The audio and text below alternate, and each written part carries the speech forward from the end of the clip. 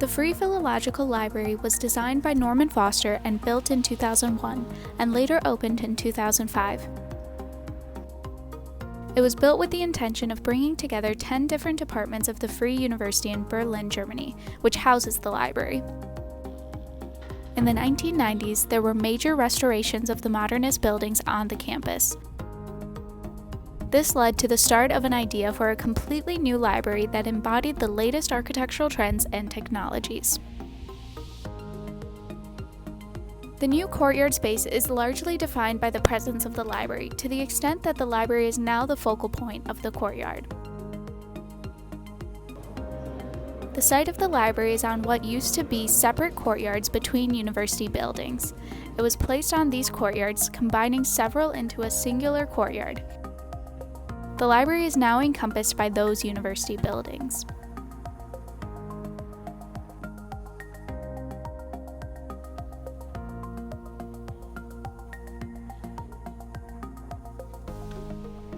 The Free Philological Library works as the central library for the Free University.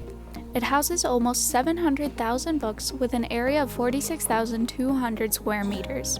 Color, already having an important role in the original Free University campus, came into effect in this library to make the steel frame structure prominently visible. The structure is formed of radial geometries and is highlighted by the vibrant yellow color. The color also emphasizes the cavity between the inner and outer skins. The two entrances are also highlighted with bright yellow on the interior and exterior of the building, thus emphasizing them as circulation nodes.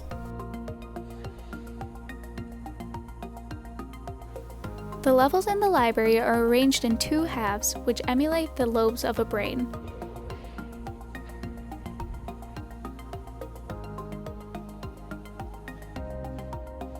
In the center of each floor resides the bookshelves, while the perimeter of each level houses a ribbon desk that follows the curves of the floor. The shapes of the desks allow students the opportunity to work individually or collectively with ease. The edges of the floor follow a serpentine shape, which is repeated on each of the levels. This undulating edge condition calls to mind the uneven shape of a brain, while also creating flexible study spaces with excellent lighting. To take the brain metaphor further, the central stair acts as the brain's stem, allowing access to all parts of the library. The building envelope is designed in a way to maximize natural heating and cooling systems in response to Berlin's climate. For approximately 60% of the year, the library is naturally ventilated by opening the panels on the roof. During the colder months of Berlin, the skin of the facade is sealed, and fresh air enters the library through the bottom of the building, the undercroft.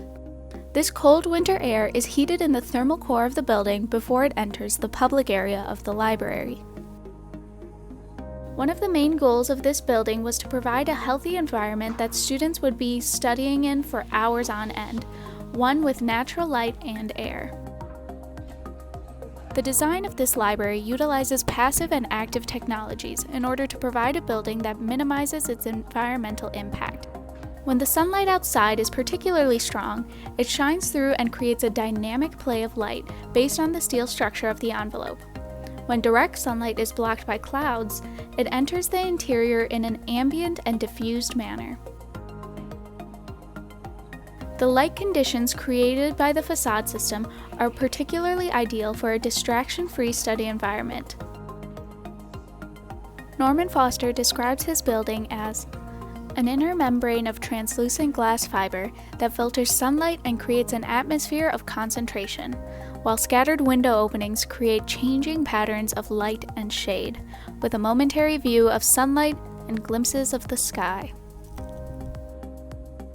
Norman Foster had designed numerous buildings with open and transparent structures before, so this newer library was a continuation of his ongoing experiment with humanistic and holistic environmental design.